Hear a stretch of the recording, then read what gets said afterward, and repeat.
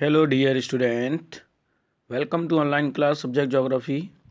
हाँ तो बच्चों, हमारी 11वीं क्लास की जो बुक चल रही है मान भौतिक भूगोल के मूल सिद्धांत, उसमें हमारा आज लास्ट चैप्टर शुरू होने वाला है जिसका नाम है जैव विविधता एवं संरक्षण। 16वां चैप्टर जैव विविधता एवं संरक्षण, उसी के बारे में बात करेंगे। तो सबसे पहले बच्चों, जैव विविधता क्या होती है? जैव विविधता का मतलब होता है कि पृथ्वी पर पाए जाने वाला ऐसा क्षेत्र जिसमें असंख्य प्रकार के जीव जंतु और वनस्पतियां पाई जाती हैं, उन्हें जैव विविधता वाले क्षेत्र कहते हैं। इसके बाद में संरक्षण की बात करें तो देखिए, बहुत से जीव जो हैं बच्चों, नष्ट होने के कगार पर पहुंच गए, उनका जीवन संकट में हो गया। उनको संरक्षण यानी उनको सुरक्षा प्रदान करने के लिए हम क्या क्या प्रयास कर सकते हैं, उन्हीं के बारे में इस पाठ में आज बताया गया है। तो देखिए बच्चों, आगे चलते हैं हम। 16वां चैप्टर है और उसी में आगे हम बढ़ते हैं आगे।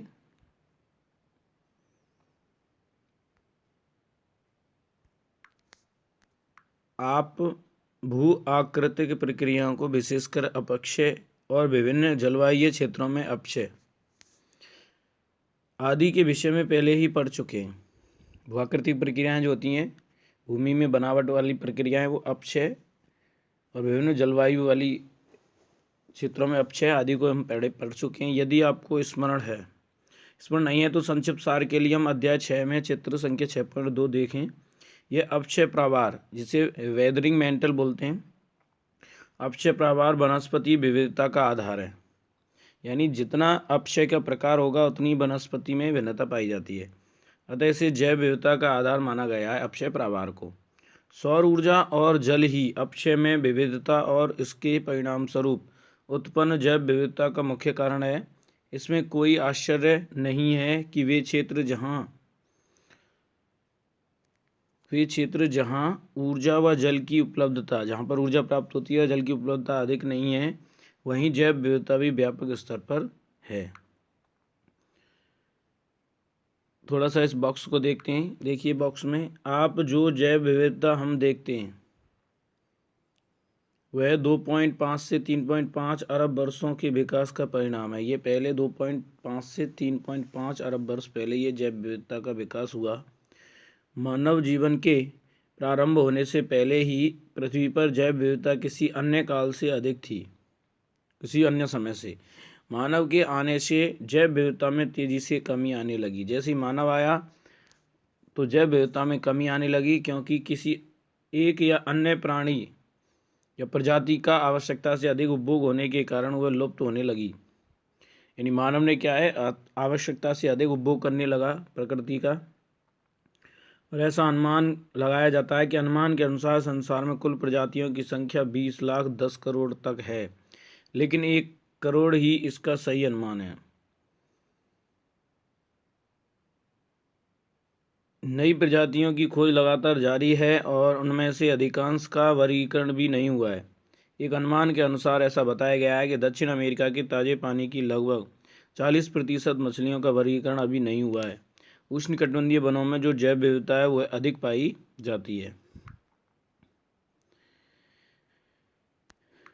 प्रजातियों के दृष्टिकोण से अगर बात करें और अकेले जीवधारी के दृष्टिकोण से, जैव विविधता सतत विकास का तंत्र है। प्रजातियों का दृष्टिकोण और अकेले जीवधारी का दृष्टिकोण। अब बात करते हैं आगे। पृथ्वी पर किसी भी प्रजाति की जो औसत आयु है 10 से 40 लाख वर्ष होने का अनुमान है।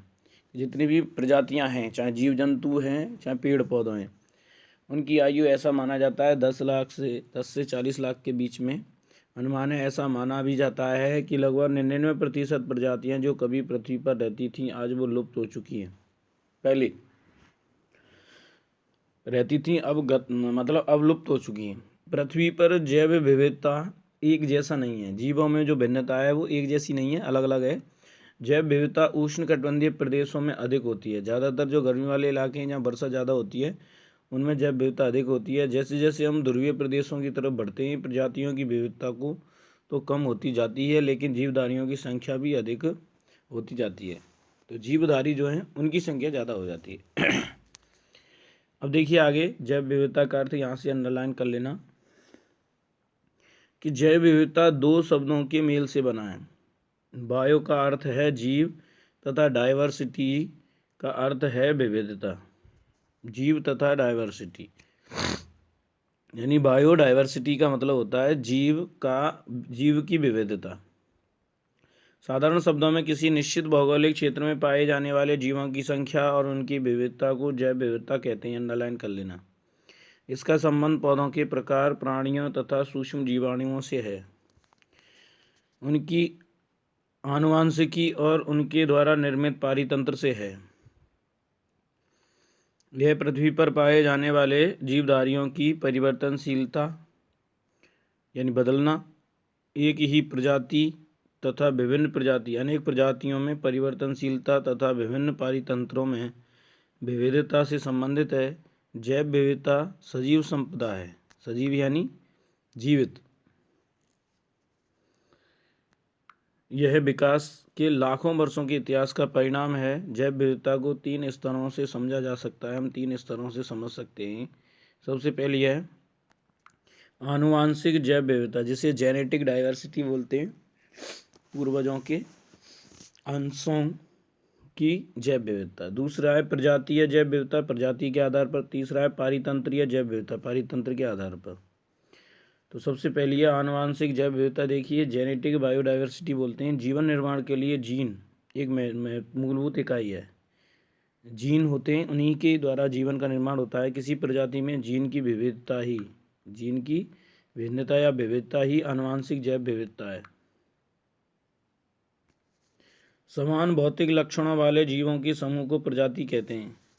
कहने का मतलब जिनमें समान भौतिक गुण पाए जाते हैं या लक्षण पाए जाते हैं, उनको प्रजाति कहते हैं।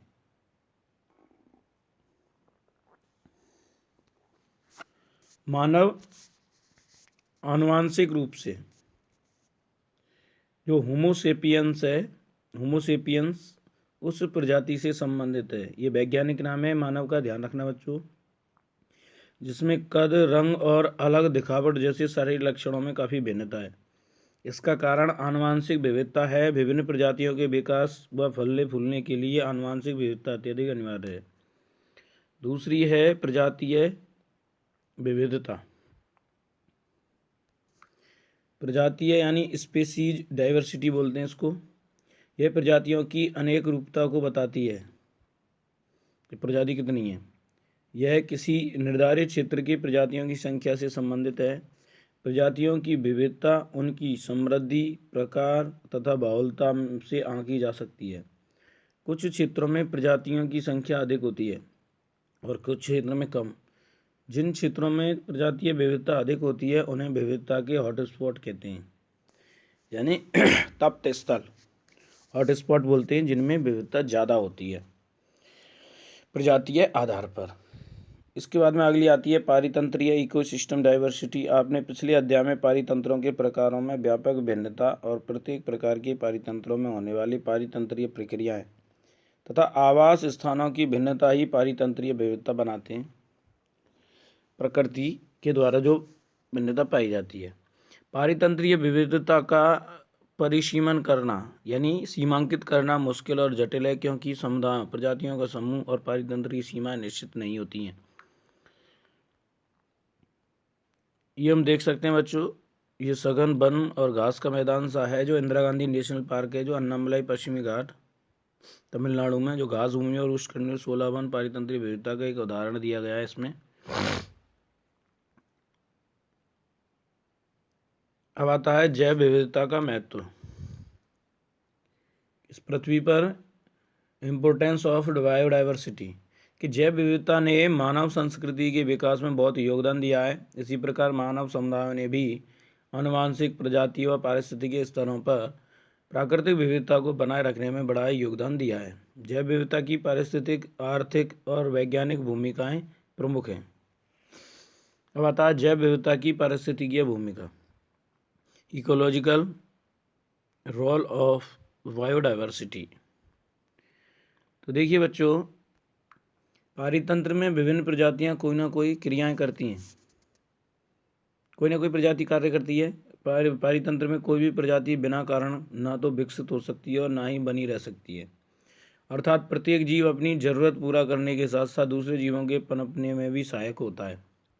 क्या आप बता सकते हैं कि मानव पारितंत्रों के बने रहने के क्या योगदान देता है?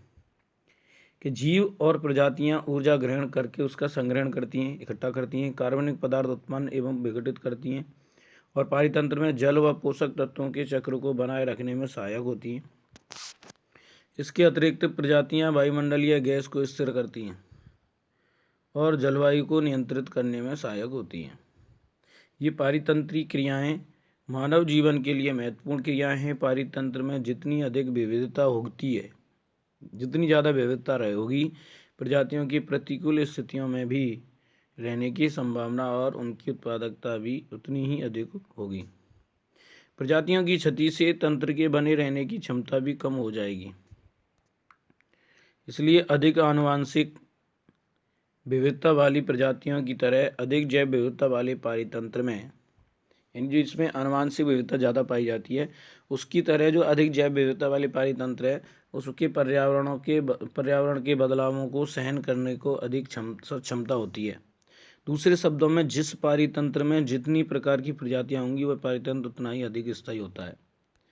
कहने का मतलब जिसमें विभिन्नताएं ज़्यादा पाई जाती हैं, जीव जंतु ज़्यादा पाए जाते हैं, उनमें विभिन्नताएं ज़्यादा देखने को मिलती हैं। इसके बाद में बच्चों जैव विविधता की आर्थिक भूमिका हम कल पढ़ेंगे। आज के लिए धन्यवाद।